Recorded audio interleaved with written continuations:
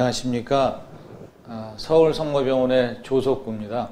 오늘 한국혈액암협회에서 준비하신 림프종 온라인 공개 강좌에서 저희들이 그 다빈도 림프절 외 림프종에 대해서 여러 선생님들과 함께 강의를 준비했습니다. 그 림프종이 림프절에서 주로 생기지만 환자들의 한 반절 가까이는 림프절 외에 병소를 가지고 있습니다. 그 가운데 특히 말단 장기에서 발생하는 림프종은 매우 그 독특한 특징을 가지고 있습니다. 그래서 이러한 환자들을 진료할 때는 다학제적인 진료를 통해서 정확히 진단하고 평가하는 것이 매우 중요합니다. 그래서 오늘 준비하신 이 강의 내용들을 한번 잘 눈여겨봐 주시면은 환우 여러분들께서 이 병을 진단하고 치료하는 이런 긴 여정 속에서 조금 등대와 같은 역할을 할 수 있을 것으로 기대하고 있습니다. 그래서 오늘 저와 함께 이 강의를 위해서 애써주실 의료진들을 제가 간략하게 소개해 드리겠습니다. 먼저 그 여의도 성모병원 림프종센터의 전영호 교수님께서 함께 해주시고, 또 서울 성모병원의 림프종센터의 민기준 교수님께서 함께 해주시겠습니다. 물론 림프절 외 림프종은 다양한 병소가 있지만 그래도 빈도가 비교적 높은 질환들을 준비를 했습니다. 그래서 안화 림프종, 또 위장에 발생하는 림프종, 그리고 또 요즘 최근에 새롭게 많이 늘어나고 있는 폐에 발생하는 림프종, 그리고 또 십이지장 쪽에 발생하는 림프종 등에 대해서 4가지 굵직한 질환들을 토대로 림프절 외 림프종에 대해서 말씀을 드리겠습니다. 또 그리고 환우 여러분들께서 궁금해하시는 내용들에 대해서도 저희들이 간략하게 성심껏 답변을 해드리겠습니다. 감사합니다. 그럼 첫 번째 순서로 전영우 교수님께서 안화 림프종에 대해서 강의를 해 주시겠습니다.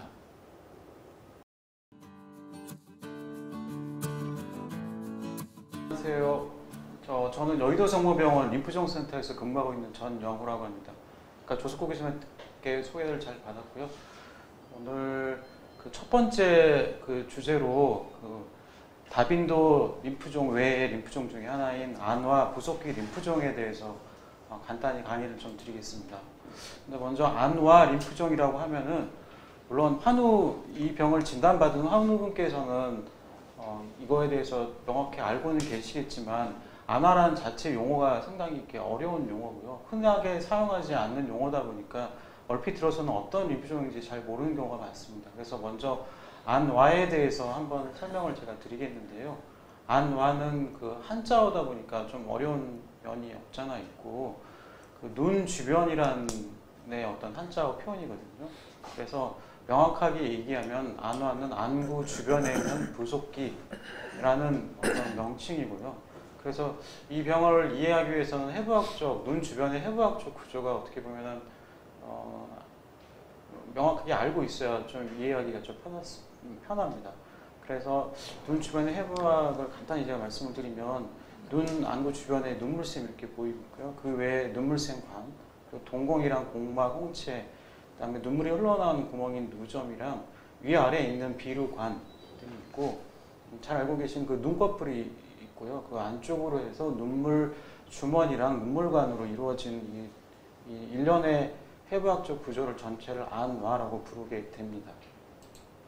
그래서 이거를 옆으로 봤을 때 이 그림이고요.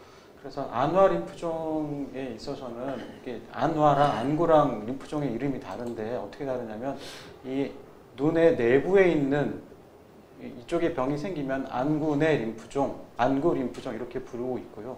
분류는 중추신경계 림프종과 거의 동일하게 취급을 하게 되고, 치료나 어떤 예후 등이 중추신경계 림프종과 유사하게 이제 바뀌게 됩니다. 지금 제가 말씀드리고자 하는 건 이쪽 분야가 아니고, 이 안구 바깥에 있는 그 안화 부위에 생기는 림프종에 대해서 지금 설명을 드리려고 하고 있고요. 이제 요 내용이 해부학 자체가 익숙치 않다 보니까 이거에 대해서 혼돈도 많고, 안구 림프종이랑 안화 림프종을 서로 혼돈해서 말씀하시는 분들 많아서 먼저 좀 설명을 드렸습니다. 그래서 이 안과 눈 주변의 부속기에 생기는 악성 질환의 어떤 조직학적 세포 유형을 간단히 살펴보면 약 절반 정도가 림프종으로 구성이 되어 있고요. 그리고 한 10명에 한 4명 정도가 림프종 암이 아닌 림프 증식성 질환으로 되어 있고, 그 외에 형질세포종이나 혹은 백혈병 같은 기타 혈액암이 이제 이 눈 주변에 생기는 악성 질환의 세포 유형이라고 알려져 있습니다. 지금 제가 설명드리고자 하는 거는 림프종, 이 안구 주변의 림프종에 대한 내용이고요. 그 림프종만 생각했을 때 어떤 세포 유형은 대부분의 변연부 림프종에 되어 있고, 국내에서는 약 90% 이상이고 해외에서는 이 정도까지는 안 나오는 것 같긴 한데, 국내에는 변연부 림프종이 꽤 많은 빈도, 대부분의 빈도를 차지하고 있고, 그 외에 소포성 내지는 미만성 거대 비세포 림프종, 외투세포 림프종 순으로 림프종 내에서 조직학적으로 이렇게 구분이 될 수 있겠습니다. 그 다음에 이제 조금 더 제가 좀 더 깊이 말씀을 드리면, 안화 림프종은 워낙 앞서 말씀드린 변연부 림프종이다 보니까 그냥 다 줄여서, 사실 명확하게 전체 얘기를 말씀드리면 안구에 생기는 변연부 림프종, 이게 이제 전체 이름인데, 이거마저도 약자로 편하게 얘기하기엔 안화 림프종으로 부르고 있고, 대부분 이렇게 얘기할 때는 눈 주변에 발생한 변연부 림프종 이렇게 이제 이해하시면 되시고요. 그 위치가 어느 쪽에 많이 생기냐라고 이제 조사를 해보니까, 아까 앞서 말씀드린 해부학 구조 내에서 결막의 한 절반 정도 결막에서 발생을 하고, 그 다음에 눈물샘, 그 다음에 눈꺼풀 순으로 이 안구 내 안화 그 림프종의 어떤 발생 해부학적 위치가 이렇게 되어 있습니다. 이 모양은 그래서 이제 환자뿐 아니고요. 눈은 워낙에 감각이 발달된 몸에 있는 장기다 보니까 그냥 거울이나 본인이 스스로 봐도 이렇게 모양이 이상한 걸 확인할 수 있어서, 이걸 보고서도 보통은 안과에 찾는 거나 병원에 찾는 경우가 많아서 이런 식으로 모양을 확대해서 보면 이런 모양을 나타내게 됩니다. 그 다음에 안화림프종은 앞서 말씀드린 워낙에 드문 병이고, 해외보다는 국내 아시아 계통의 환자들이 많다 보니까 이거에 대해서 대규모 연구나 대규모 결과가 없습니다. 그래서 본원에서 저희 카톨릭 림프종 센터에서 확인을 좀 해보니까 전체 한 230명, 한 300명, 250명 정도 환자를 조사해보니까 마찬가지로 과거에 기존에 보고된 바와 비슷하게 변연부 림프종이 약 한 88%, 약 90% 환자였고요. 그 외에 거대 비세포, 그다음에 반응성 림프절염, 외투세포 이런 식으로 과거에 발표했던 자료와 거의 유사하게 이렇게 보이는 게 있었고, 마찬가지로 유럽이나 미국 사람과 다르게 특히 한국 사람 국내에서는 대부분의 환자가 안화 림프종의 세포 유형은 림프종 내에서 변연부 림프종이다. 이렇게 이제 이해를 하셔도 될 것 같습니다. 진단 과정인데요. 사실 진단 과정이 여타의 다른 림프종과 크게 별반 차이가 없긴 한데, 차이가 있는 점은 먼저 환자가 혈액 내과 의사를 찾다거나 아니면 암을 보는 의사를부터 찾는 게 아니고요. 먼저 안과, 눈이 아프고 눈에 충혈이 생기기 때문에 안과부터 찾게 되게 됩니다. 그래서 안과 선생님이 보시고 거기에 이상한 구조물이 있거나 있어야 되지 않은 어떤 조직이 확인이 되면 조직 검사를 수행하고요. 여기 조직 검사에서 확진 검사를 내린 다음에 혈액내과나 혈액종양내과 쪽으로 환자가 이렇게 전원을 오게 됩니다. 그래서 그 이후에부터는 기본적인 림프종 환자의 일반적인 진단 과정을 겪게 되고요. 피검사와 영상검사, 골수검사를 통해서 검사를 진행하게 되고요. 다른 림프종 환자와 다른 점이라고 있다고 그러면, 병기평가할 때 일반 CT나 펫뿐 아닌 MRI를 추가한다는 게 좀 다른 점에 있을 수 있고요. 또 다른 림프종과의 또 다른 차이점은, 병기평가할 때 보통 그냥 일반적인 아나버 병기평가라는 표준평가를 사용하는데, 이 안화 림프종에서는 그러한 안아버라는 표준 병기평가에 추가적으로 일반적으로 고형암에서 주로 사용하고는 TNM 병기평가라는 걸 추가해서 조금 더 병기평가를 세분화시켜서 하는 게 좀 차이라고 볼 수 있겠습니다. 그래서 이제 진단받은 치료 과정을 겪게 되는데요. 이제 크게 치료 방법은 그냥 지켜봅시다라고 하는 경과 관찰이 있을 수 있고요. 수술적으로 그냥 잘라내고 거기서 끝내는 경우가 있고, 안 되면 방사선 치료나 항암 치료까지 하는 경우가 있고, 해당 환자나 질병의 어떤 병기에 따라서 이 4가지 방법 중에서 골라서 쓰게 됩니다.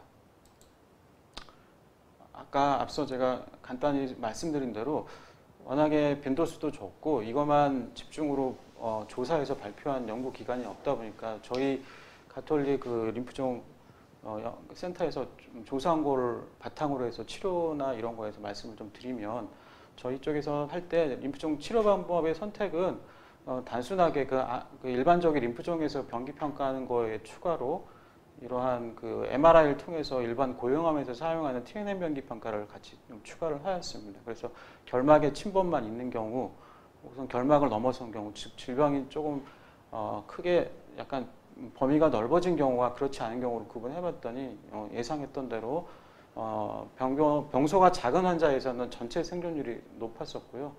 마찬가지로 그 진행하지 않는 무진행 생존율도 좋은 걸 확인할 수 있었었고, 그냥 전체 환자를 그룹 매기지 않고 전체를 봤을 때도 전체 생존율 97%로 이 병 자체만 따지고 해서 상당히 좋은 환자가 거의 사망하지 않는 그러한 결과를 얻을 수 있었었고, 무진행 생존율도 약 80%로 꽤 높은 걸로 알고 있어서 병 자체만 봐서는 그렇게 환자가 목숨을 위협한다거나 뭐 생명에 크게 문제가 발생하지 않는 그런 병이다라는 걸 저희 결과로 이해를 할 수 있을 것이고요.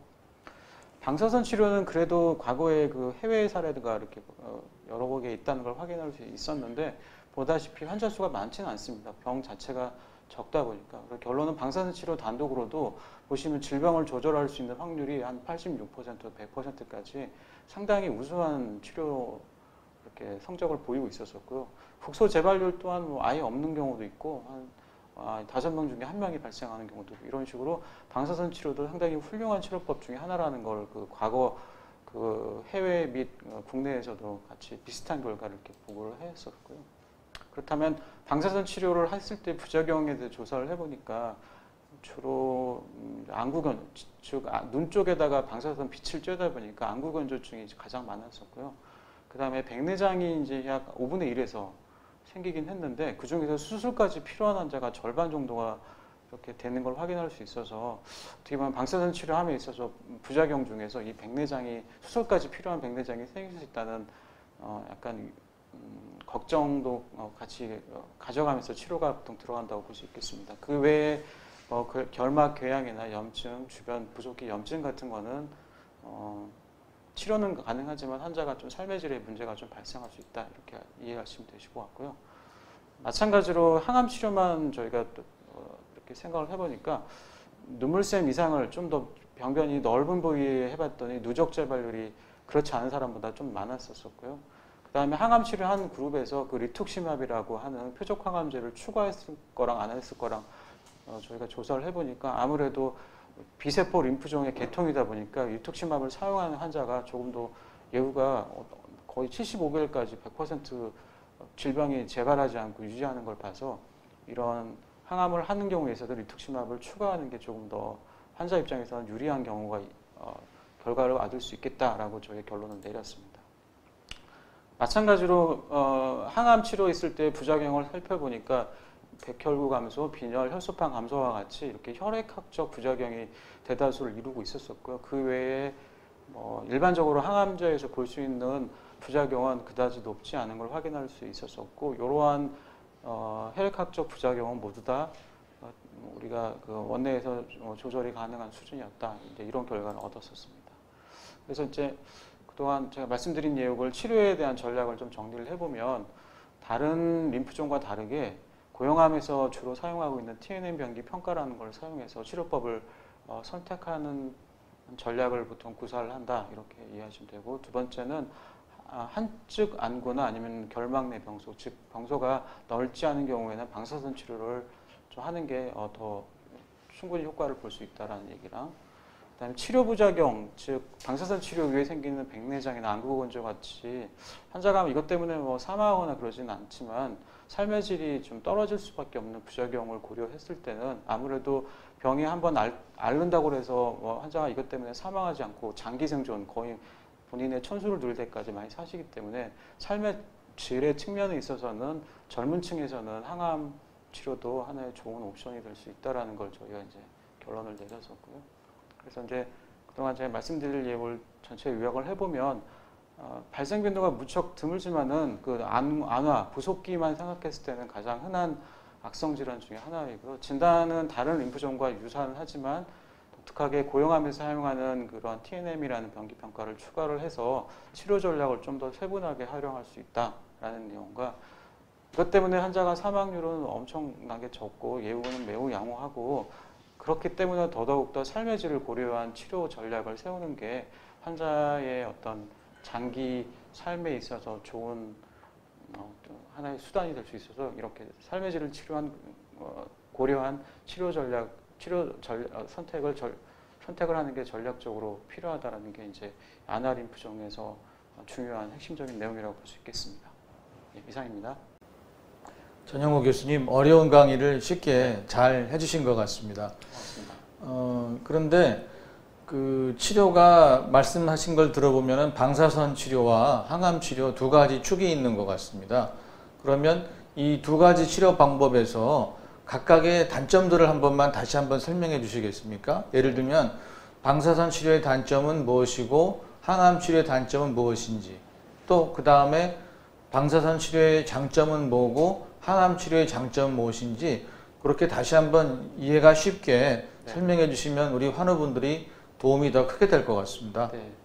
먼저 장점부터 부분에서 말씀을 드리면 방사선 치료의 장점은 그 전신 치료가 아니다 보니까 편리하게 받을 수 있고요. 환자가 전신 독성이 없고 어떤 항암제처럼 몸에 들어가는 약이 없다 보니까 좀 환자 입장에서는 좀 수월하게 받을 수 있다는 장점이 있을 수 있고요.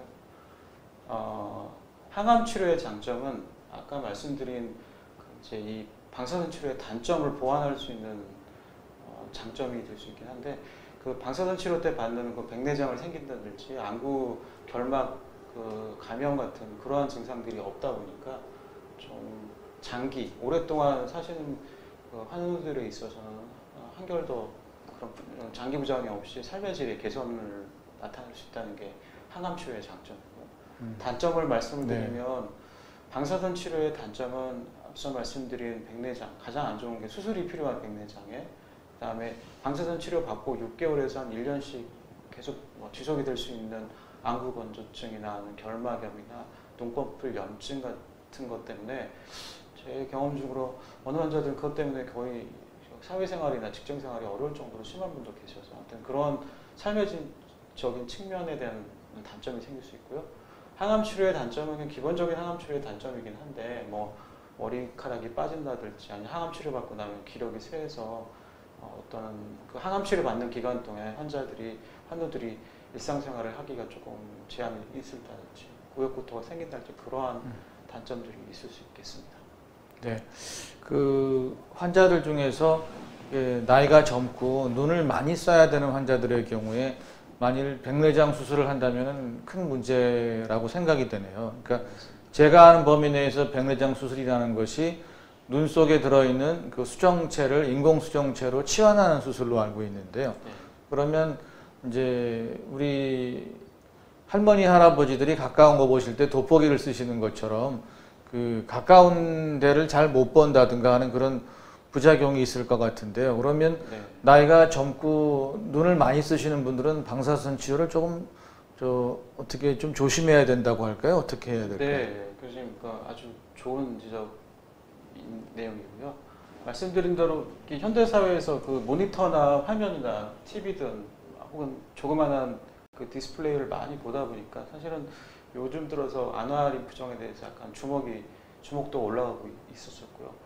예전에는 이 병 유병률이 그러니까 걸리는 사람들의 연령대가 고령층이 많아서 치료에 대한 옵션이 대부분 방사선을 할 수밖에 없는 상황이었었거든요. 근데 요즘 어떤 현대사회의 생활 패턴 때문에 한 40대나 30대에서도 제법 발생률이 증가하고 있어서 아마도 나중에 10년 이후에 통계를 다시 잡아보면은 젊은 층에서 꽤 많이 발생하는 암종으로 부각될 확률이 상당히 높습니다. 마찬가지로 과거의 치료대로 방사선을 계속 하다 보면 그러한 방사선 관련된 그 합병증 때문에 젊으신 분들이 노안이 쉽게 온다거나 아니면 안경 같은 걸 반드시 착용을 해야 된다거나 그걸 안 하더라도 눈부심이나 안구 건조증이 말이 그 1년이지 뭐 2, 3년 이상 길게 가는 분도 제법 있으셔서 결론은 젊은 층에서 혹은 사회생활을 조금 더 많이 해줘야 하는 층에서는 아무래도 항암 네. 치료를 하시는 걸 좀 선호하는 게 현재 이제 치료 저희 네. 전략이라고 보시겠습니다.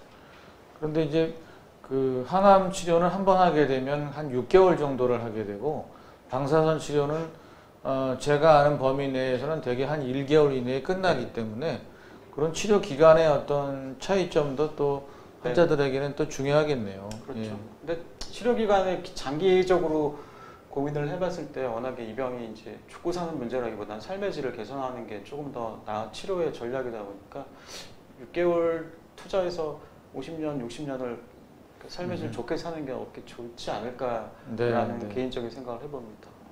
네, 아무튼 뭐 우리 안과 선생님들이 그런 말씀을 하세요. 몸은 1000냥이면 눈이 900냥이라고 하는데요. 하여튼 뭐 안과 선생님 입장에서 하시는 말씀이겠습니다만 어쨌든 조그마한 눈에 굉장히 그 다양한 요소가 있어서 할 얘기가 많은 것 같습니다. 근데 네, 맞습니다. 뭐 계속 얘기하다 보면 끝도 없고 그래서 또 다음에 준비된 우리 그 위변연부 림프종에 대해서는 서울 성모병원 림프종센터의 우리 민기준 교수님께서 한번 또 좋은 강의를 부탁드리겠습니다.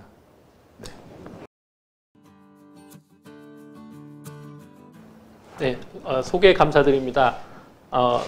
서울 성모병원 림프종센터에서 근무하고 있는 민기준입니다. 오늘 강의를 맡은 부분은 위변연부 림프종입니다.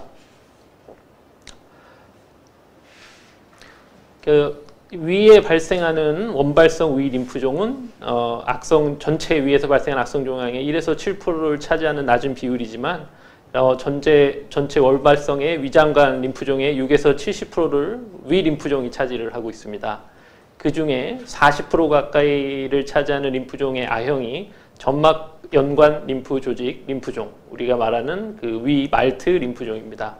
그 외에는 이제 미만성 거대 비세포 림프종이라고 고등급의 악성 림프종이 차지하고 있습니다.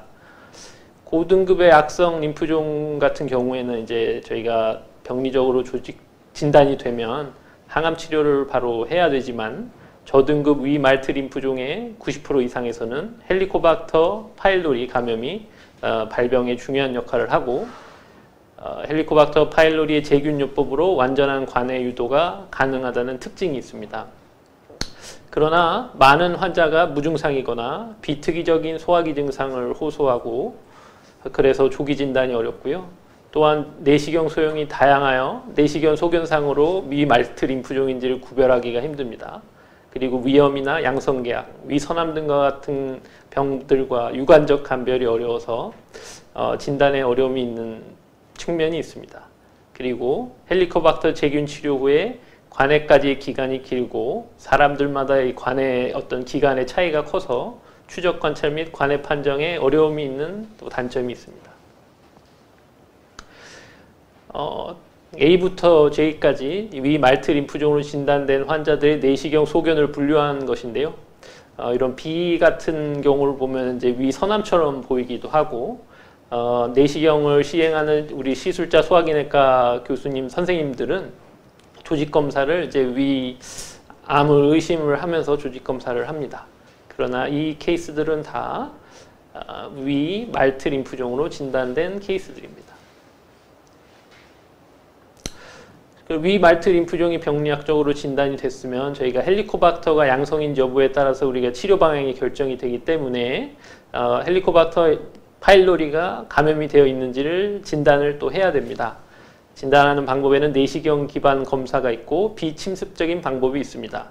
그러나 이제 우리가 조직을 얻어서 병리적인 확진을 내릴 때 조직학적인 검체가 있기 때문에 그곳에 이제 염색을 시행해서 추가적인 조직학적 평가로 헬리코박터 파일로리 균주가 있는지를 직접적으로 눈으로 확인을 할 수가 있습니다. 그 외에는 이제 헬리코박터 파일로리의 존재를 증명하는 신속 요소 분해 효소 검사를 시행해서 빠르고 단순하게 조직 내에 헬리코박터 파일로리 균이 있다는 것을 증명할 수 있습니다. 그 외에 비침습적인 방법으로 많이 쓰는 방법이 요소 호기 검사가 있는데요. 이 요소 호기 검사는 이제 지금 현성 감염을 반영하는 것이라서 재균 치료로 증명이 돼서 환자를 치료한 후에 재균 후에 평가를 할 때 유용합니다. 위 말투종이 진단이 되고 헬리코박터의 존재가 이제 판가름이 나면 위 림프종의 본격적인 병기 평가를 하는데요. 일반적인 림프종처럼 이제 CT를 찍고 PET-CT를 찍는 것 외에 다음과 같이 위 내시경 초음파를 통해서 위 말트 림프종이 이 위에 어느 층까지 침범했는지에 따라서 우리가 세부적인 병기 평가를 할 수 있습니다. 위는 보시다시피 이렇게 많은 층으로 이루어져 있는데요. 점막층, 점막근층, 점막 하층, 근육층, 장막으로 나눠져 있습니다. 그 중에서 거의 대부분의 환자가 아주 국소병기, 점막층과 또는 점막층과 점막 하층만을 침범하는 위 말트 림프종 상태로 진단이 되는 경우가 많기 때문에 이때는 헬리코박터 파이로리 치료만으로 좋은 결과를 얻을 수 있습니다. 그래서 위 림프종의 재균 치료는 다음과 같이 좀 복잡한 치료 방법을 가지고 있는데요. 가장 대표적으로는 이제 프로톤 펌프 인히비터라고 부르는 약제와 두 종류의 항생제를 같이 사용합니다. 아목시실린과 클라리스로마이신 두 개의 약제 해서 3제 요법을 2주간 사용하는 게 1차 재균 요법이 되겠습니다. 만약에 이제 1차 재균 요법에서 이제 실패를 하게 되면 2차 재균 요법으로 넘어가게 되는데요. 비스모스를 포함하는 4제 요법을 사용해서 2차 요법을 시행합니다. 이것도 역시 양성자 펌프 인히비터와 비스무스, 테트라사이클린, 메트로니다졸이라는 항생제의 조합으로 2주간 치료를 하게 됩니다. 그래서 재균 치료는 3차, 4차까지 가지는 않고 보통은 1차와 2차까지만 진행을 하게 되겠습니다. 이전부터의 여러 가지 논문들을 이제 비교해 보았을 때 위 말트 림프종의 재균 치료의 효과가 증명이 되는데요. 재균 치료만으로도 70% 이상의 완전 관해율을 달성할 수 있다고 되어 있습니다. 그래서 우리 병원은 이제 위 말트 림프종 양성 환자에 대해서 위 내시경과 내시경 초음파 검사를 진행해서 조직 병리학적인 확진을 하고 내시경 초음파를 통해서 위에 어느 층까지 침범했는지에 대한 세부적인 병기 평가까지 진행을 합니다. 그리고 일반적인 병기 평가, CT와 PET-CT 그리고 골수 검사까지 진행해서 병이 어디까지 퍼져 있는지를 저희가 확인을 한 후에 앞서 말씀드린 이제 국소병기에 대해서는 이제 헬리코박터 재균 치료를 시행을 합니다. 헬리코박터 재균 치료는 1차와 2차로 나눠져 있고 1차에서 재균 치료가 완료되면 이제 3개월 단위로 음전을 확인을 하는데 재균 치료 종료 후에 최소 4주 이후에 이제 시행을 하게 되겠고 요소 호기 검사로 현성 감염이 남아 있는지 안 남아 있는지에 대한 여부를 저희가 확인을 합니다.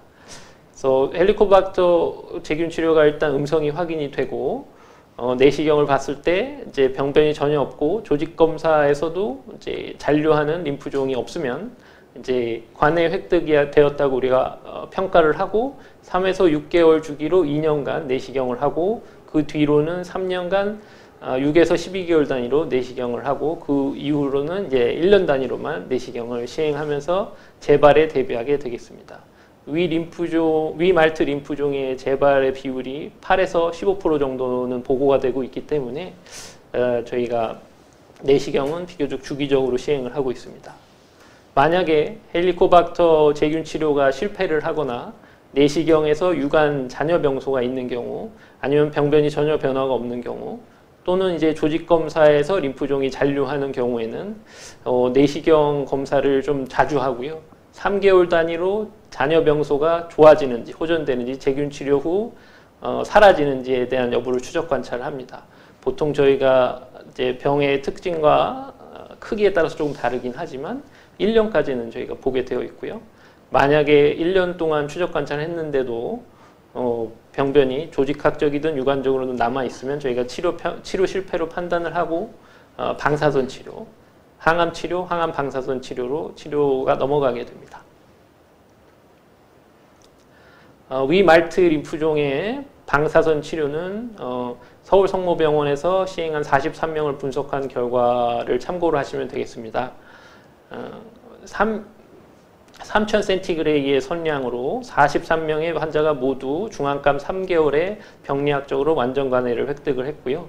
8명의 지연대 반응을 보인 환자들도 역시 중환값 8.9개월에 병리학적으로 완전 관해를 획득해서 결국에는 모든 43명의 환자가 완전 관해를 획득하였고, 이제 부작용은 이제 아주 심한 부작용, 그레이드 3 이상의 궤양과 천공 등의 이제 영구적인 결손을 낳을 수 있는 부작용은 관찰이 되지 않았습니다. 그리고 방사선 치료 후에도 완전 관해까지 6에서 12개월을 기다리며 추적 관찰할 것을 권고를 하고 있습니다. 위 말트 림프종의 치료는 이제 또 항암 치료도 저희가 고려를 할 수 있는데, 말트 림프종에서 저희가 많이 사용하는 치료가 RCVP라는 항암 요법입니다. 이 요법은 3주 단위로 8번까지 치료를 하게 되어 있고, 302명의 RCVP 치료를 받은 환자들을 부작용을 이렇게 모았는데요. 백혈구 감소증, 호중구가 500 이하로 떨어지는 비율이 36.7%였지만 이제 금방 회복을 하였고, 저희가 이제 GCSF라는 이제 촉진제를 이제 환자들한테 투약을 하면서 이런 부작용들을 보조를 해주면 이후로는 이렇게 심한 백혈구 감소증이나 비열, 혈소판 감소증을 이제 겪지는 않습니다. 간독성도 심한 경우가 5.6%밖에 안 됐고요. 이제 RCVP 항암을 하면서 환우분들이 가장 힘들어하시는 부분이 이제 말초신경병증, 손발이 저리다 이런 걸 호소하시는 분이 있는데, 비교적 이제 약제로 조절이 잘 되는 부분도 있었지만 4.9%의 환자에서는 좀 더 적극적인 통증 조절이 치료한 게 있었습니다. 이 말트 림프종의 전반적인 치료를 정리해드리면, 점막층과 점막 하층만을 국소적으로 침범하는 헬리코박터가 양성인 환자들은 제균 치료를 시행을 하게 되겠습니다. 80% 이상의 환자들이 이렇게 국소적인 점막층, 점막 하층에서 진단이 되고요. 그래서 제균 치료를 시행하고 제균 치료가 성공했는지를 보고, 그리고 림프종이 관해가 됐는지까지 확인하는 1년 동안 기간 동안에 3에서 6개월 사이로 내시경으로 경과 관찰을 합니다. 만약에 헬리코박터가 음성으로 나오면 방사선 치료를 저희가 고려를 하게 되고, 그 외에 근육층 이상으로 침범한 국소적으로 진행한 병기의 경우에는 처음부터 저희가 방사선 치료를 좀 고려하고요. 그 외에 위 주변 림프절 외에 복강내 림프절을 침범을 하거나 아니면 실질 전기로 원격 전이, 그리고 병기 평가상의 골수 검사에서 골수의 침범이 확인되는 경우에는 저희가 처음부터 항암 치료를 시행을 합니다.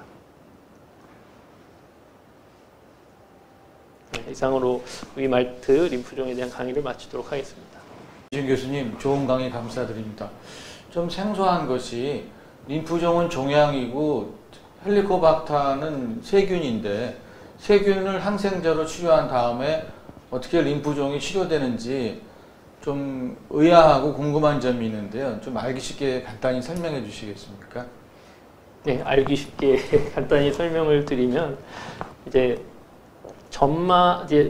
림프종이라는 것은 이제 림프 조직의 림프 조직이 형성되면서부터 시작이 되는 거거든요. 림프구라는 것 자체가 우리 몸의 이제 면역을 관장하는 세포들이기 때문에, 이제 그런 세포들이 이제 악성의 변화를 겪은 후에 림프종으로 이제 바뀌는 것이죠. 그래서 이런 점막과 관련된 실질 장기에 외부와의 접촉이 많은, 특히 위와 같은 장기에 이제 헬리코박터 파일로리와 같은 어떤 만성적인 염증을 유발하는 세균들이 이제 눌러 앉아서 살게 되면은 계속 지속적으로 위 벽에 이제 만성적인 염증을 유발하고, 만성적인 염증을 유발하면서 림프 세포들이 모이고, 이제 그런 과정에서 만성적인 염증 프로세스가 진행이 되면서 악성의 변화를 겪게 돼서 림프종으로 바뀌는 것입니다. 이런 단계는 이제 돌아갈 수 있는 길이 있고 돌아갈 수 없을 정도로 많이 진행하는 길이 있는데요. 대부분의 림프종이 진단됐을 때에는 이제 돌아갈 수 있는 길에 있는 상태의 환자들이 많기 때문에 만성염증의 원인인 헬리코박터를 제균해서 제거를 해주면 이제 잔여 병소들이 다 이제 소실되고 림프종이 관해가 되는 기전으로 저희가 이해를 하고 있습니다. 그럼 위장에 생긴 말티형 림프종, 변형부 림프종으로 진단되신 환우분들이 계신데 그분들이 헬리코박터를 함께 같이 가지고 계셔서 진단됐다라고 하면 오히려 더 좋은 의미가 될 수도 있겠네요. 제균요법을 하면서 림프종도 덩달아 좋아질 수 있으니까요. 그래서 이제 환우분들이 말티형 림프종 진단 받았는데 또 헬리코박터 균까지 같이 갖고 있다라고 해서 2중 3중으로 병에 시달리는 것이 아니라 오히려 더 전화위복이 기회가 될 수도 있겠군요. 네, 그렇습니다. 민기준 교수님, 환우분들이 많이 궁금해하시는 것 중에 하나가 그 위가 자루처럼 큰 형태로 되어 있는데 특정한 부위에서 조직 검사를 통해서 말티형 림프종이 진단이 된 경우에 그럼 방사선 치료를 그 부위가 어딘 줄 알고 어떻게 조사를 하는지 어떠한 과정으로 치료를 하는지를 많이 궁금해 하시거든요. 그래서 우리가 뭐 그 방사선을 전문으로 치료하는 방사선 종양학과 의사는 아니지만 간략하게 위 말티형 림프종의 방사선 치료를 어떻게 하는지 말씀을 좀 해주시겠습니까? 네. 위 말티종의 방사선 치료는 앞서 말씀드렸던 바와 같이 국소적으로 진행한 병기라도 헬리코박터가 음성이면 저희가 고려를 하고요. 이제 국소적으로만 저희가 말트 림프종이 발견됐다고 하더라도 전체 위를 다 조사를 하도록 되어 있습니다. 전체 위를 다 조사를 하고 3000cm 정도의 선량으로 17번 정도의 치료를 받으시게 되겠습니다. 네. 그래서 그 방사선 조사가 잘 될지 안 될지를 크게 걱정할 필요가 없겠군요. 위 전체를 조사하기 때문에 그런 문제는 없을 것 같네요. 네. 그래서 어쨌든 위 말티형 림프종이 그 방사선 치료 또는 헬리코박터 양성인 분에 한해서는 제균요법을 통해서 뭐 손쉽다는 말이 좀 그렇지만 하여튼 어렵지 않게 림프종을 치료할 수 있고 완치할 수 있는 병이라는 그런 생각이 듭니다. 네, 좋은 강의 감사드립니다. 다음에 세 번째로는 조금 환우 여러분들께서 생소하실 수도 있습니다. 그러나 아마 이 내용을 보시면 이 병을 진단받은 환우분들은 매우 반가워하실 수도 있는 내용입니다. 12지장의 소포성 림프종이 최근에 종종 진단이 되고 있고 발병 빈도가 늘어나고 있습니다. 조금 전에는 위 말티형 림프종이라고 진단을 했는데 이번에는 12지장에 발생하는 말티형 림프종, 변형부 림프종이 아니라 소포성 또는 과거에는 여포성이라고 하는 소포성 림프종이 종종 진단이 되고 있습니다. 그래서 이 특수한 형태의 12지장 소포성 림프종에 대해서 우리 전영호 교수님께서 강의를 해주시겠습니다. 부탁드립니다.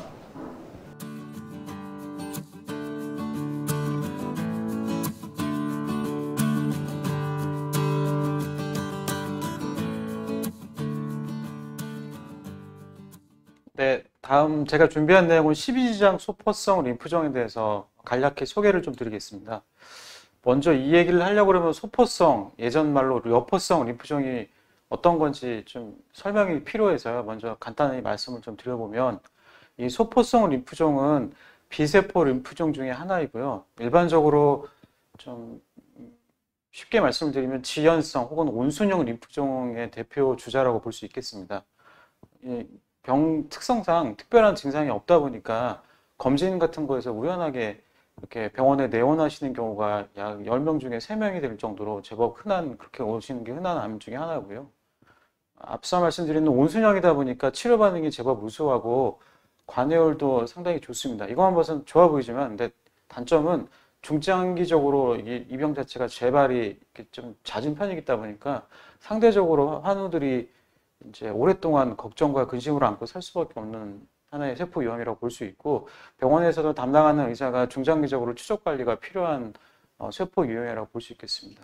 그다음에 다른 림프종과의 또 차이라고 볼 수 있는 점은 림프절 바깥의 병이 이렇게 피부나 위장관이나 눈이나 유방이나 부항같이 그 일반 고형 장기에도 흔하게 침범할 수 있다는 게 이 소포성 림프종의 특징이고요.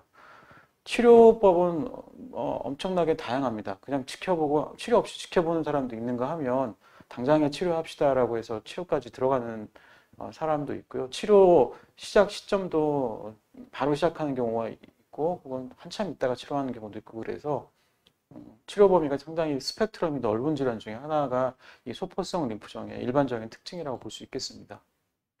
다시 제가 소포성 림프종을 좀 말씀 좀 계속 드리면, 이게 우리나라 2020년도에 한국 그 암 등록 통계에서 제가 발췌한 내용이긴 한데요.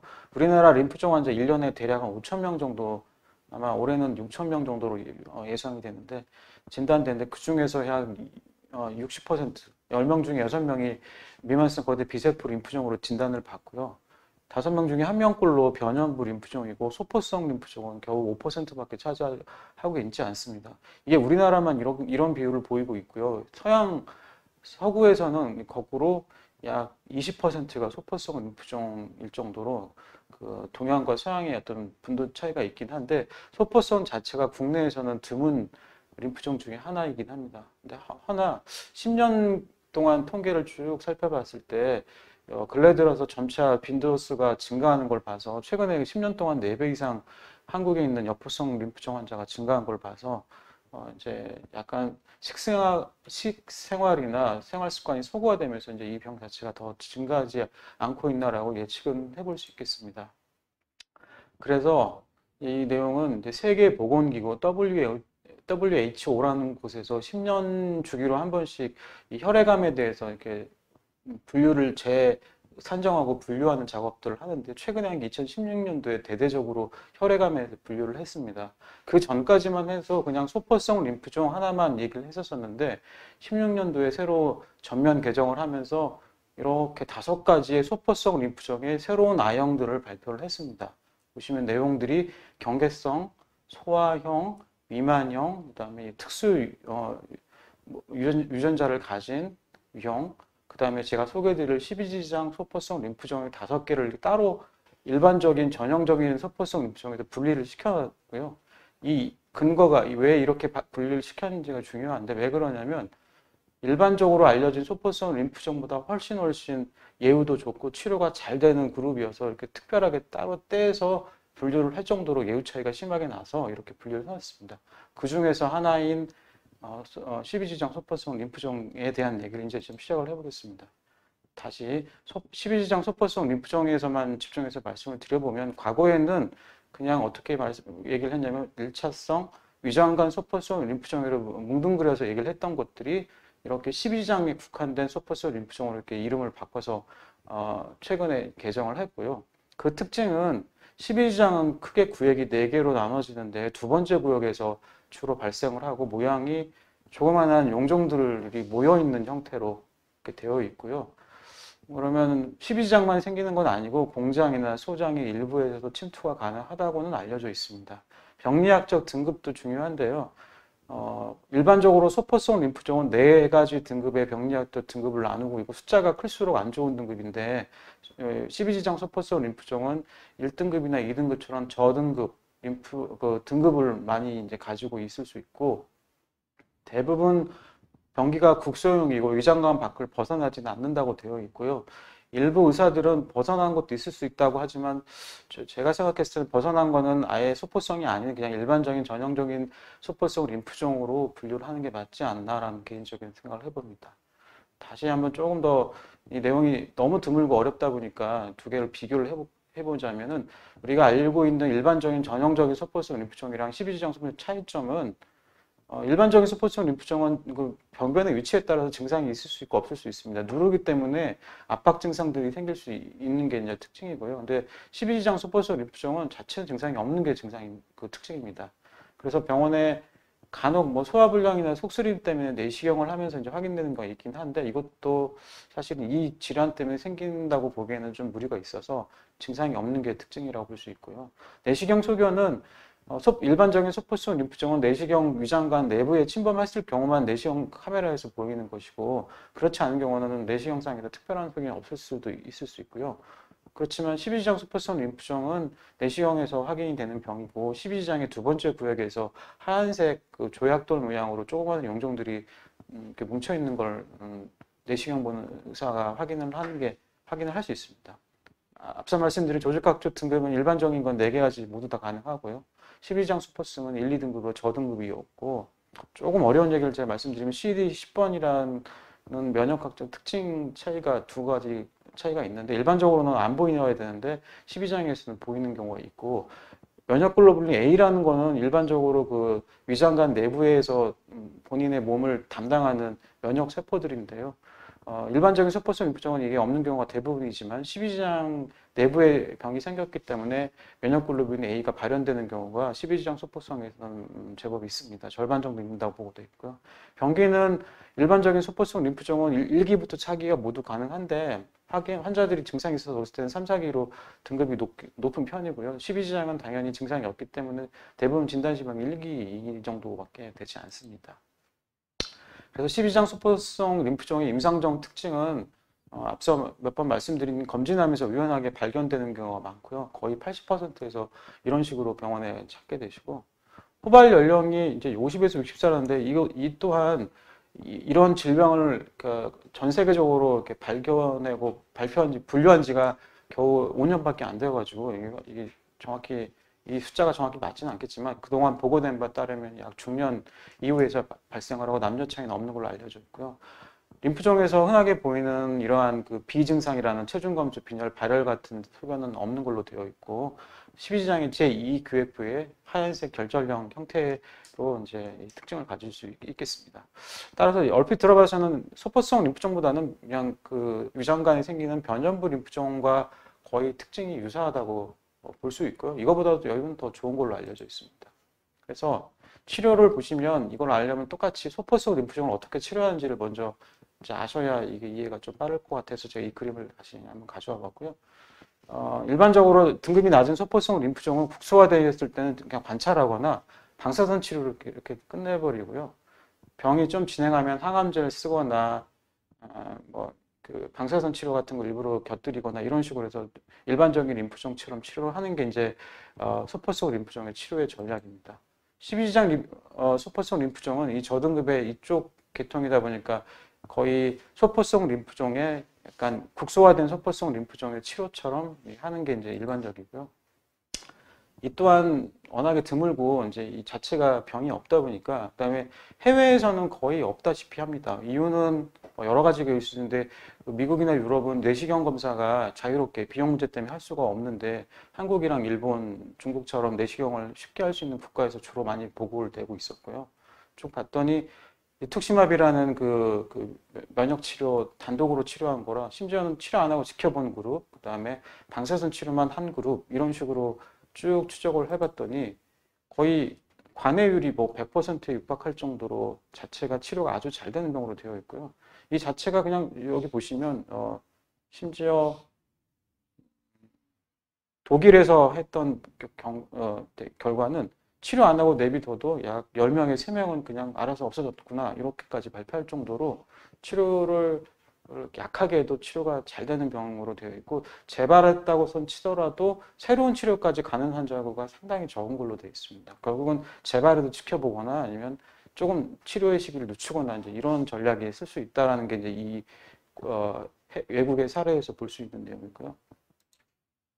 그걸 종합을 해보면 아까 그 앞서 제가 보여드린 그림인데, 일반적인 소포성 림프종 치료에서 이제 아까 경과 관찰이나 방사선을 했는데, 이제 소포성 12지장 소포성 림프종에서는 거기에 추가로 이투시맙이라는 그 면역 항암제를 추가해서 하나의 치료의 옵션으로 사용할 수 있다라는 게 이제 하나의 그 과거의 외국의 선례나 국내의 선례를 통해서 얻은 교훈이고요. 종합을 해보면 12지장 소포성 림프종 자체는 안 그래도 이 병 자체가 드문, 우리는 국내에서는 소포성이 드문 병인데 그 내부에서도 꽤 드문 질환이다라는 얘기와, 이렇게 소포성 림프종의 하나의 A형으로 최근에 새롭게 그 세계보건국에서 그 구분을 지었고, 그 사유는 일반적인 소포성 림프종보다 너무 예후가 좋다 보니까 그룹을 분류해서 따로 분류할 정도로 예후가 좋은 병이다라는 얘기와, 증상이 대부분 없고 한국이나 일본처럼 아시아 같이 내시경을 자유롭게 할 수 있는 국가에서 주로 검진 내시경을 통해서 확인이 된다는 얘기와, 치료는 병 자체가 너무 경과가 좋기 때문에 방사선 치료를 할 수도 있고 그냥 지켜보는 경우도 있고, 이 툭시마비라는 면역항암제를 사용해서 간단하게 치료를 마무리하는 경우가 있어서 공격적인 항암 치료보다는 전략적으로 천천히 치료할 수 있다라는 결과를 저희 확인할 수 있었었고요. 예후는 마찬가지로 이 병 때문에 사망하시거나 그런 건 없고 아주 예후는 매우 양호하다 이렇게 이해를 하시면 될 것 같습니다. 네, 전영우 교수님 좋은 강의 감사드립니다.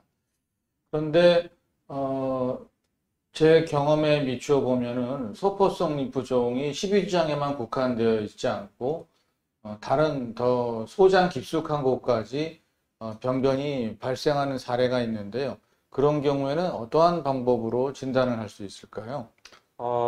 그래서 소포성 림프종이라고 확진을 사실 내리려고 그러면 일반 단순 위대장 내시경뿐만 아니고 캡슐 내시경 같이 검사 기법을 좀 다양화해서 전 장을 살펴보는 게 사실 중요하고요.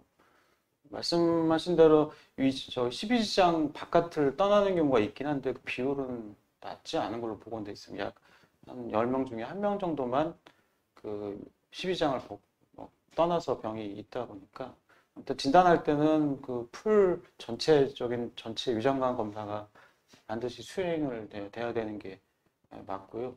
치료는 말씀드린 대로 그냥 그 조그마한 부위다 그러면 방사선 치료를 하면 되는데 공장이나 소장까지 광범위하게 침투되는 경우는 항암 치료를 곁들이는 게 나은 걸로 지금까지는 알려져 있습니다.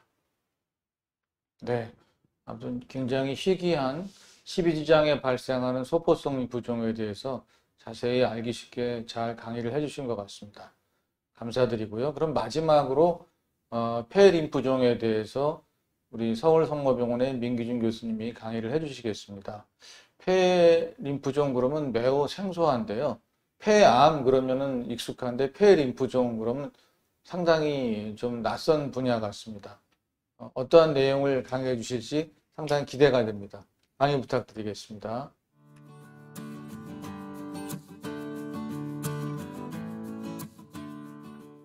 네, 폐변연부 림프종에 대해서 강의를 하겠습니다.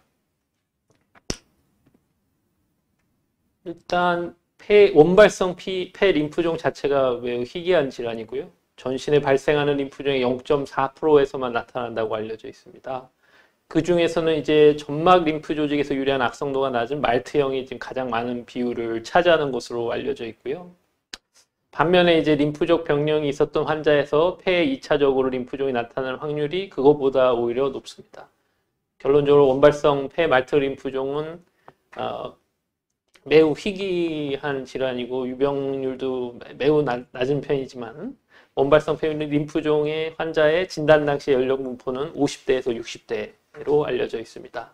30대 이하의 전문 연령에서는 매우 드문 것으로 알려져 있고요.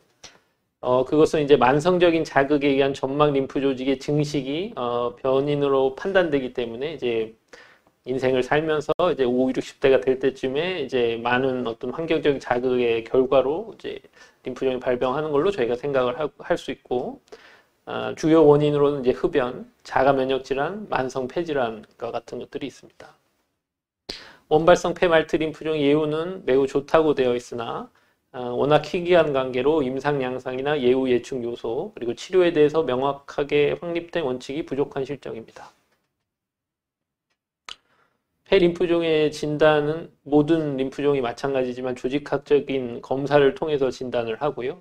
폐 병소의 위치와 분류에 따라 적절한 진단 방법을 의사들이 결정을 하게 됩니다. 비디오 흉곽경 수술을 진행을 하고요. 비디오 흉곽경화 쇠기절제술이나 폐엽절제술을 이제 진행을 할 수 있습니다. 그리고 이제 생검 바늘이 들어가도 위험한 구조물이 별로 없는 위치에는 이제 CT로 유도한 흉부 경피 침 생검으로 조직을 떼어낼 수가 있고요. 아니면 이제 기관지 주변에 붙어 있는 병변과 같은 경우에는 이제 경기관지로 폐생검을 할 수 있겠습니다. 그래서 이제 병의 양상과 특징에 따라서 진단 방법이 결정이 되지만 결국 조직 검사를 통해서 진단이 되는 것입니다. 폐 림프종의 영상학적 분류를 보면 다음과 같이 이제 단독 폐 결절형과 아니면 다발성 폐 결절형, 그리고 간질성 폐 질환형, 그리고 기관지 확장증과 세기관지염 이렇게 네 가지로 나눌 수가 있는데요. 이들은 폐 말트 림프종을 처음부터 의심할 수 있는 병소가 절대 아니고 매우 비특이적이기 때문에 어떤 결절형 병변에 대한 조직 검사를 통해서 이 본체가 무엇인지, 어떤 본질인지를 반드시 밝혀내야 됩니다. 일단 맨 처음에 이제 이런 CT를 보면 이제 많은 의사 선생님들이 이제 폐암을 먼저 의심을 할 수 있거든요. 그래가지고 좀 이렇게 과감한 어떤 생검 방법을 많이 사용을 하시는데, 그런 방법을 통해서 이제 폐 말트 림프종이 진단되는 경우가 있습니다. 서울 성모병원에 내원하신 환우분들의 영상의학과 검사 결과도 다음과 같이 4가지로 나눌 수가 있고, 폐암이나 다른 어떤 염증성 질환을 의심해서 조직 검사를 시행한 결과에서 이제 폐 말트 림프종이 진단된 경우가 많았습니다. 그래서 폐 말트 림프종의 병기 평가는 일단 기본적으로 폐와 흉곽에 국한되어 있으면 우리가 국소병기로 생각을 합니다. 병기 1기는 이제 한쪽 또는 양쪽 폐에만 국한된 병소고요. 2기는 이제 폐 침범을 동반해서 폐문 림프절이나 종격동 림프절 또는 흉벽 또는 횡격막을 침범하는 병소가 있는 경우가 2기고, 3기는 이제 폐 침범을 동반해서 복강내 림프절까지 침범한 경우, 4기는 폐 침범을 동반해서 림프절 외에 실질장기, 골수를 포함한 실질장기까지 침범을 한 경우를 저희가 4기로 보고 치료를 하고 있습니다. 네, 치료는 이제 지금까지의 어떤 의학적인 합의에 따라서는 이제 그 1기와 2기와 같은 국소변기 환자와 같은 경우에는 이제 흉곽경 수술을 해서 수술적 절제를 하고 그 다음에 경과관찰을 하는 걸로 되어 있고, 그리고 3기와 4기 같이 진행한 병기의 경우에는 항암제를 쓰도록 되어 있습니다. 그런데 이제 치료 후 재발이 50% 정도로 좀 높은 편이기 때문에 국소병기의 경우에서도 양쪽 폐를 침범하거나 영상의학적 소견이 불량한, 이를테면 광범위한 염증성 병변, 세기관지염과 같은 것과 동반된 상태에서 진단된 원발성 폐 말트 림프종의 같은 경우에는 항암 치료를 바로 시작을 하도록 권고를 하고 있습니다. 절제 범위의 정도가 생존율을 포함한 예후에 별다른 영향을 미치지 않는다는 보고도 있어서요. 크기가 작은 단독 폐 림프종 병소 외에는 항암 치료를 고려하는 의견도 있습니다. 폐 말트 림프종은 또 항암 치료에 비교적 반응을 잘 하고 생존율은 높은 편이에요. 그리고 방사선 치료를 해서 방사선 치료의 치료 효과에 비해서 어떤 폐 섬유와 같은 합병증의 비중이 상당하기 때문에 방사선 치료는 잘 고려하지 않는 것으로 되어 있습니다. 감사합니다. 네, 민기준 교수님 좋은 강의 감사드립니다. 앞에서 아나림프종이라든가 위에 말티형 림프종 같은 경우 국소화되어 있을 경우에 방사선 치료를 좋은 치료법으로 흔하게 사용하고 있는데요. 폐 림프종이 국소화되어 있음에도 불구하고 방사선 치료를 흔히 사용하지 않는다. 거의 사용하지 않는다. 아니, 사용하지 않는다라고 하는 그런 표현이 있는데, 폐 림프종에서 방사선 치료를 사용하지 않는 이유에 대해서 말씀을 좀 해주십시오. 네, 폐 림프종이 기본적으로 항암 치료에는 잘 반응하는 편이고요. 그리고 폐 자체 아무리 이제 병소가 이제 국소화되어 있어도 그 방사선 치료를 하시는 선생님들이 요거를 표적화할 때 이제 폐나 그 폐 주변 구조물들, 이를테면 심장이나 종격동 구조물들의 방사선 조사를 피하기가 조금 힘들다고 하시더라고요.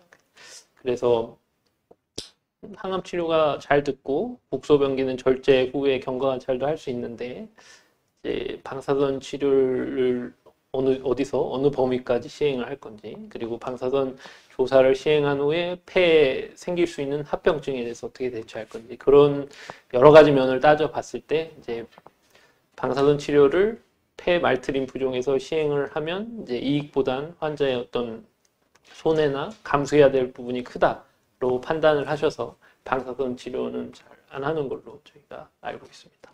네. 새롭게 부각되고 있고 종종 진단이 되고 있는 폐 림프종에 대해서 우리 민기준 교수님이 알기 쉽게 강의를 잘 해주신 것 같습니다.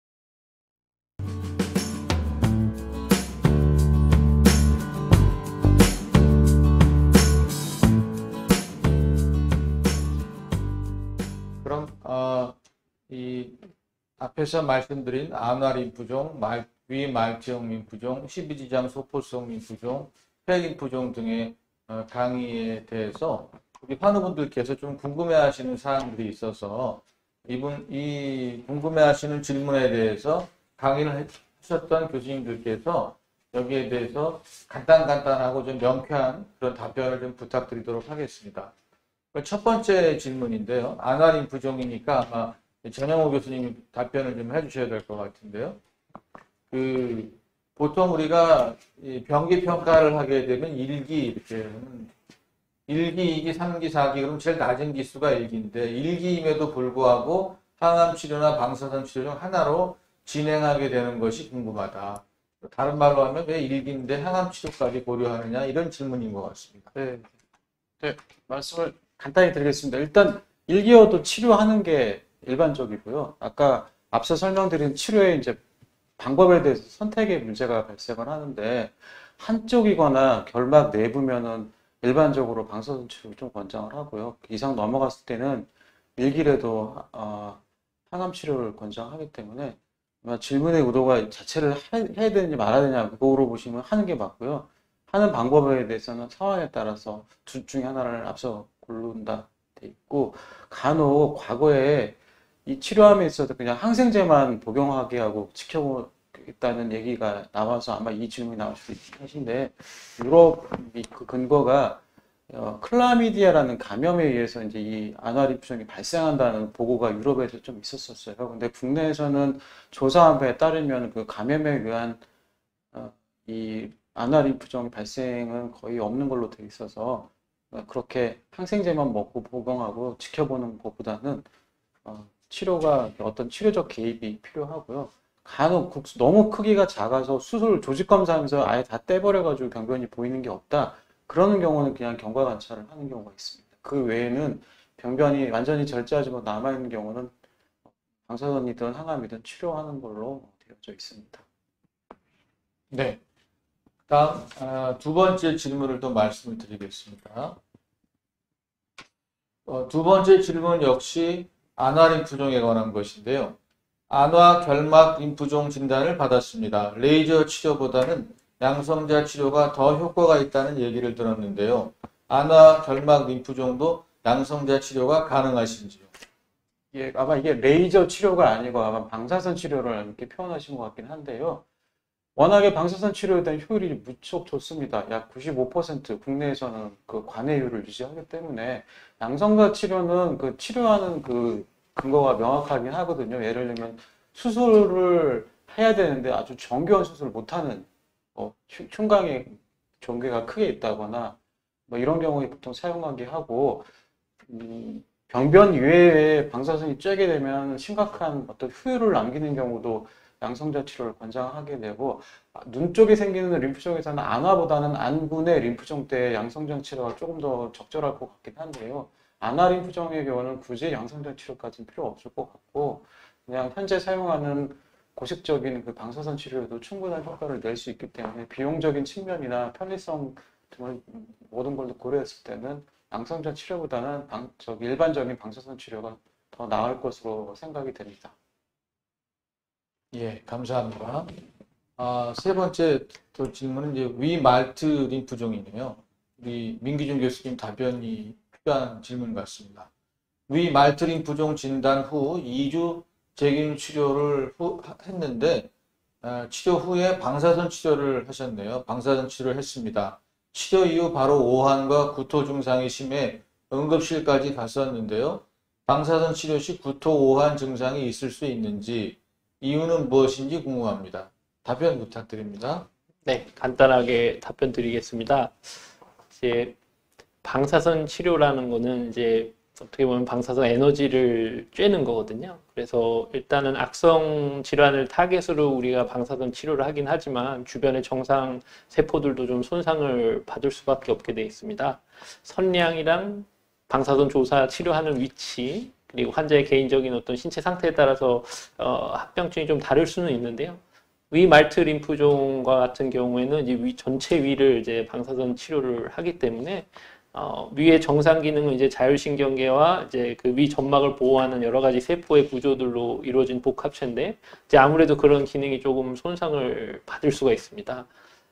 그래서 오한과 구토 증상이 나타날 수 있고요. 근데 저희 병원에서 이제 연구한 결과는 이제 오한 구토 증상이 아주 심하지는 않고, 이제 어떤 보존적인 약대와 치료만으로도 금방 호전이 되고, 그리고 방사선 치료가 끝난 이후에는 대부분은 더 이상 구토나 오한 증상을 느끼지 않는다고 되어 있습니다. 그래서 일단 증상이 있으시면 응급실에 가서 혹시 다른 원인이 있는지 그런 거에 대한 진료를 받으시는 거는 그렇게 하셔야 되는 거고요. 그리고 방사선 치료를 했을 때 위를 전체를 조사하기 때문에 그러한 증상들을 겪을 수 있지만, 치료 중간에 그런 증상을 겪으면 의료진이 거기에 맞는 보존적인 약제를 드릴 거고, 치료가 끝나면 대부분 그 증상이 오랫동안 지속되지는 않습니다. 제가 이 부분에 약간 그 추가 설명을 드리고 싶습니다. 그 말티형 림프종 진단하고 나서 2주간 재균요법을 하셨는데 바로 방사선 치료를 하셨다고 해서 이 부분은 조금 흔한 그런 진료 유형이 아닌 것 같고, 아마도 재균요법을 했으면 경과를 지켜보고 1년 이후에 그 병리학적 또는 임상적 호전이 없을 때 방사선으로 진행되어야 하는데, 아마도 다른 무슨 사연이 있어서 재균요법은 방사선 치료와 무관하게 병행한 것이 아닌가, 그런 생각이 조금 들고요. 그리고 방사선 치료를 하게 돼서 이제 구토라든가 이런 오심이 발생하시는 분들은 방사선 치료 전에 항구토제를 30분 내지 1시간 전에 복용하시고 하는 방법이 또 있습니다. 그래서 또 위 말트림프종 진단 받으신 분들이 방사선 치료를 권고받고 다 이런 증상이 있는 줄 알고 오해를 하실까봐, 비교적 대부분의 환자분들은 증상이 없으시고, 이제 특히 방사선 종양학과 교수님들의 여러 가지 그 안내 지시가 있습니다. 그래서 금식을 잘 유지하시고, 약간 오심이 있는 분들은 항구토제를 복용하시면서 방사선 치료를 임하시면 응급실까지 가시는 분들은 거의 없어요. 그래서 너무 염려 안 하셔도 될 것 같습니다. 그 다음에 다음 질문을 또 드리겠습니다.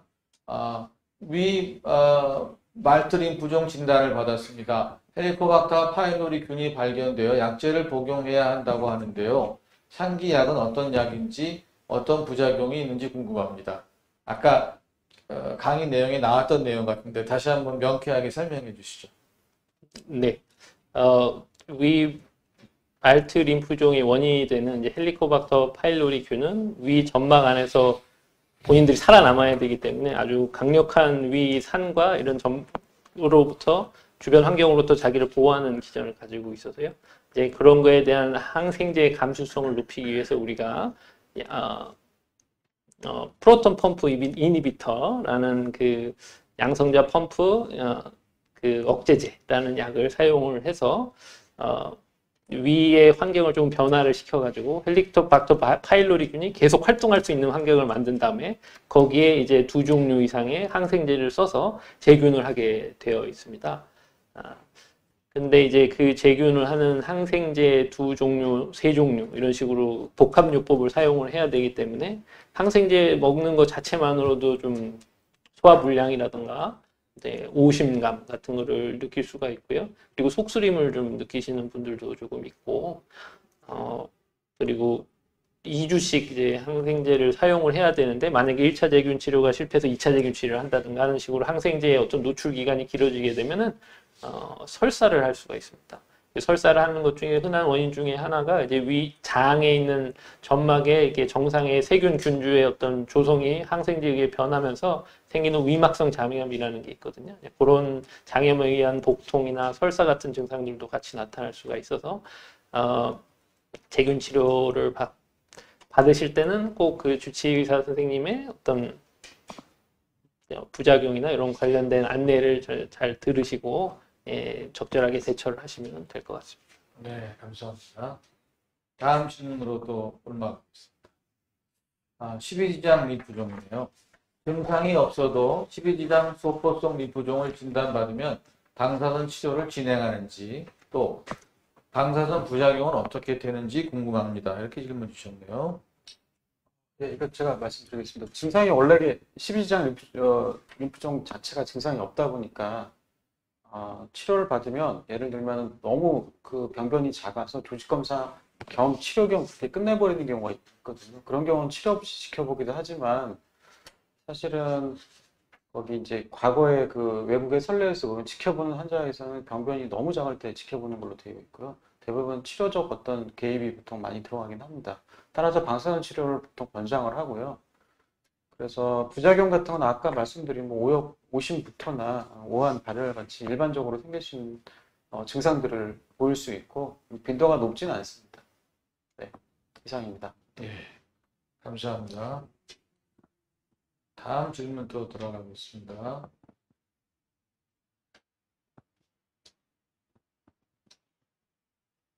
하나 더 넘어갔네요. 네.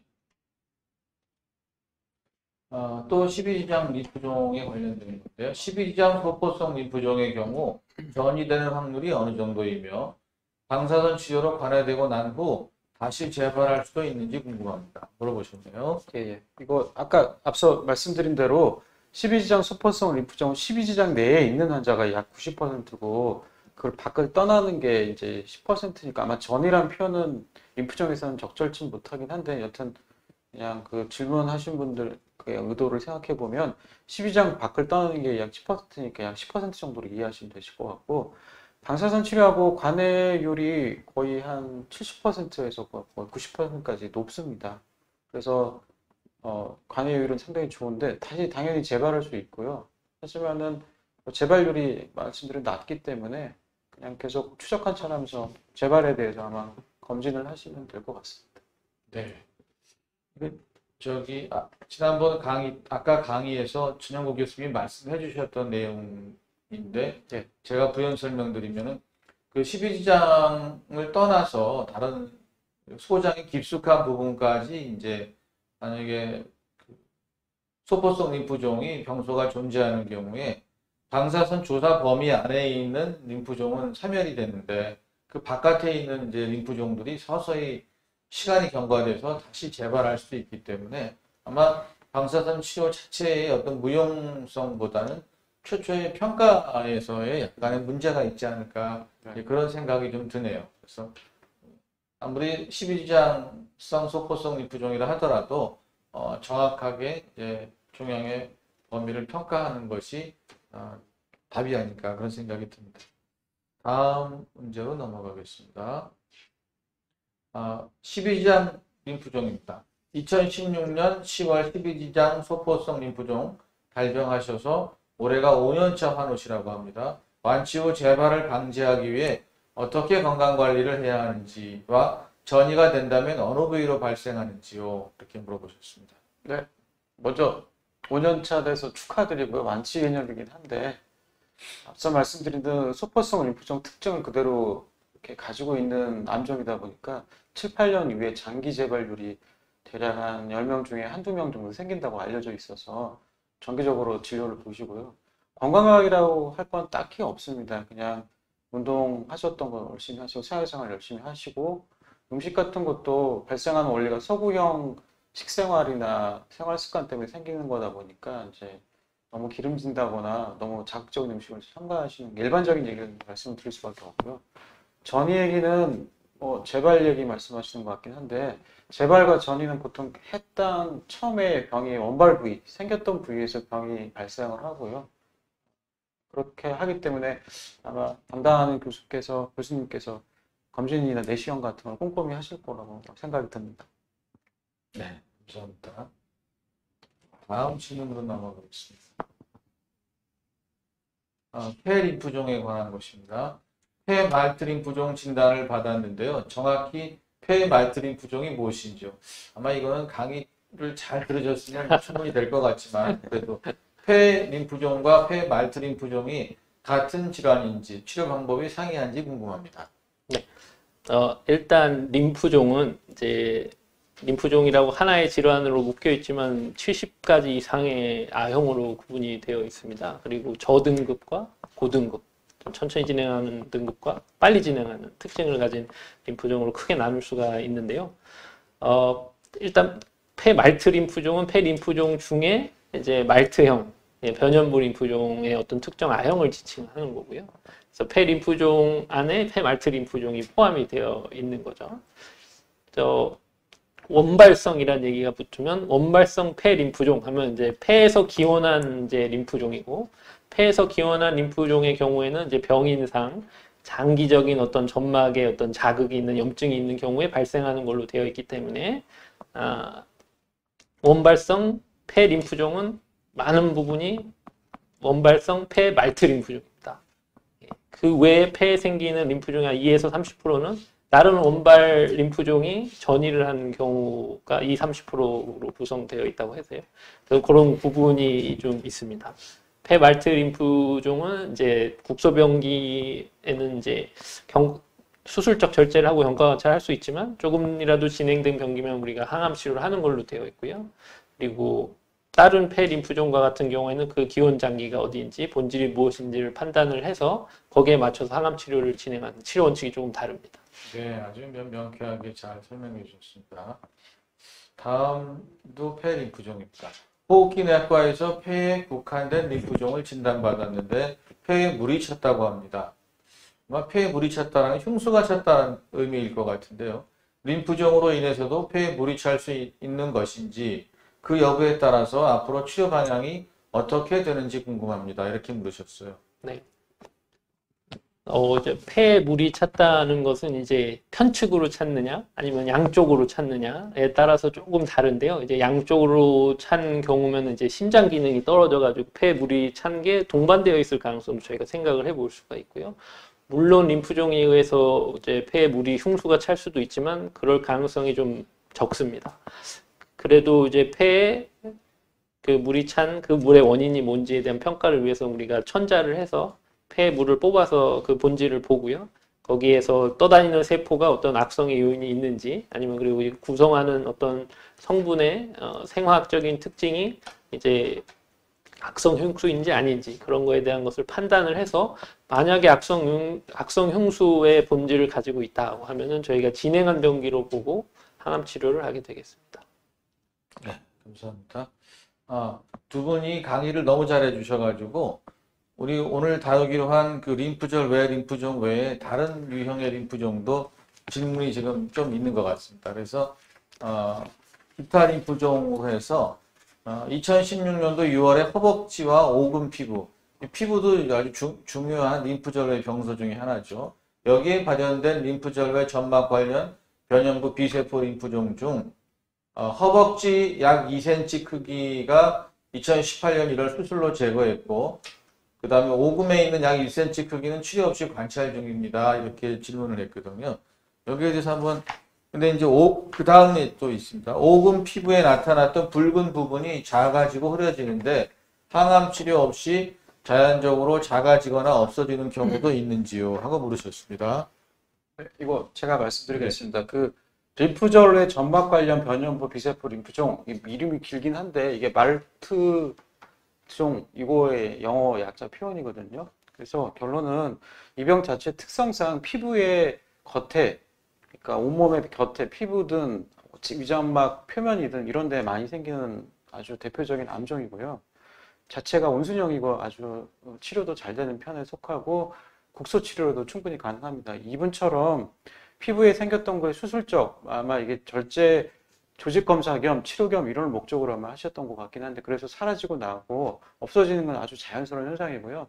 이 자체로서 그냥 경과 관찰하고 지켜보면 되게 됩니다. 그래서 병 자체 특성상 항암 치료 없이 그냥 스스로 없어지는 건 아니고 있는 부위를 도려냈기 때문에 없어진 거고요. 그냥 쭉 추적 관찰하다가 근처에 또 병이 또 비슷한 게 생기나 안 생기나 관찰하는 게 중요한 관찰 포인트라고 볼 수 있겠습니다.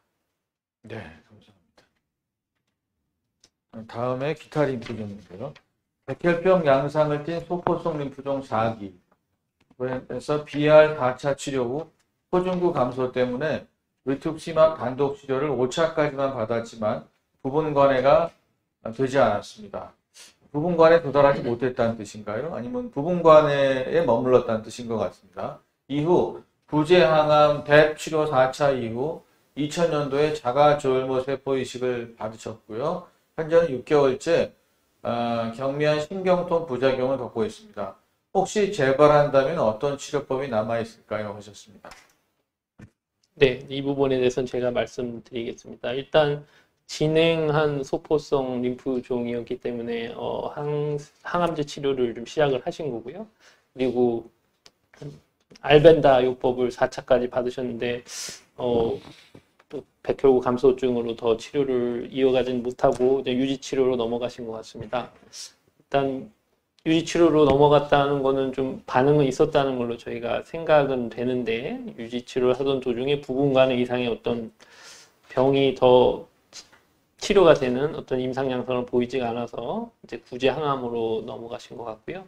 뎁 항암 치료를 4번을 시행을 하시고 자가조혈모 이식을 받으셨다고 했습니다.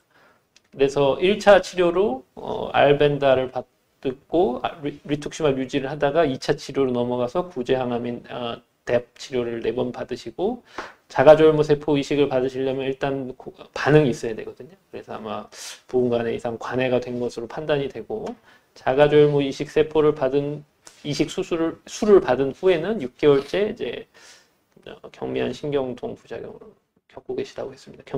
신경통 부작용은 이제 통증 조절을 잘 하면서 외래에서 경과관찰을 하셔야 될 부분이고, 자가조혈모 세포 이식을 시행받고 1년 이내에 재발을 하면 저희가 좀 더 예후가 안 좋고, 1년 이후에 재발하면 그거보다는 예후가 좋은 걸로 분류를 하고 있습니다. 만약에 재발을 하게 된다면 일단 지금까지 현존하는 치료를 위해서는 먼저 관해로 유도를 하는 항암을 하는 게 중요하고요.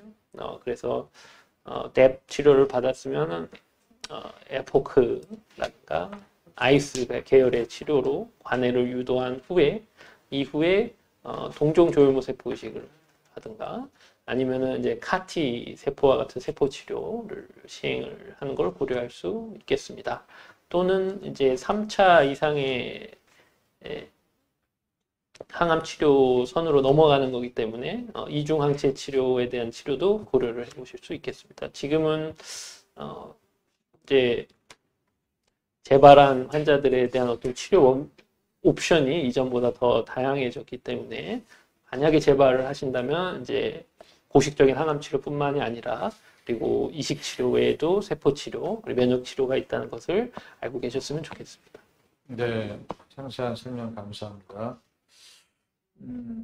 기타 림프종에서 12지장 말트 림프종을 초기에 발견해서 방사선 치료 후 완전 관해 상태입니다. 재발이나 전이가 될 확률은 어느 정도이며 특별하게 신경을 써야 하는 부분이 있을까요?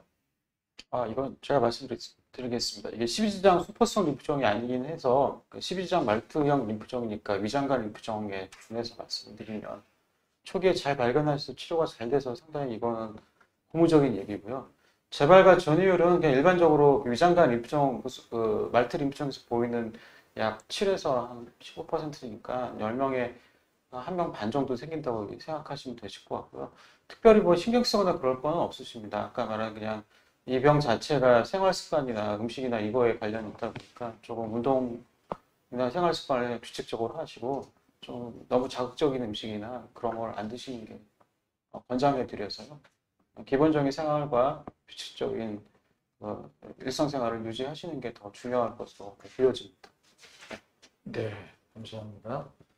다음에 피부 원발성 변형부 림프종으로 전이는 없으며 현재 항암 치료 중이라고 하셨네요. 완전 관해된다면 재발률은 어느 정도이며 재발 후 치료는 어떻게 진행되나요? 이렇게 물으셨네요. 이것도 제가 말씀드리겠습니다. 이 피부 원발형 변형부 림프종 아까 말씀드린 그 피부 겉에 이제 병이 많이 생기는 병이고요. 피부는 몸에서 전체 장기 중에 가장 큰 장기거든요. 표면도 가장 높고. 그래서 근데 상당히 이제 이 병 자체는 관여율이 높은 걸로 알려져 있습니다. 거의 이것 때문에 사망하신 분은 거의 없다시피 할 정도 99% 5년 동안 생존을 하고 계시고요. 단 재발률은 제법 높습니다.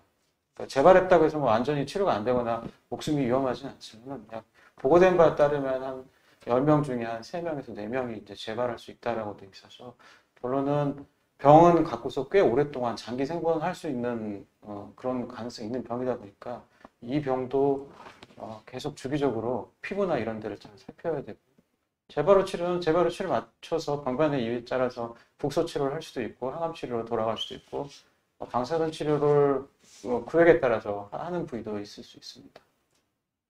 네, 감사합니다. 아마 이게 마지막 질문일 것 같은데요. 림프종 1기로 6차 항암 치료를 했습니다. 현재는 6개월마다 정기 검진을 받고 있는데요. 당뇨가 있어서 건강 관리를 어떻게 해야 할지 궁금합니다 하고 물으셨습니다. 네네. 이 부분은 제가 말씀드리겠습니다. 일단 당뇨가 있으시면 당뇨를 보는 전문의 선생님한테 찾아가시는 게 제일 좋을 것 같고요.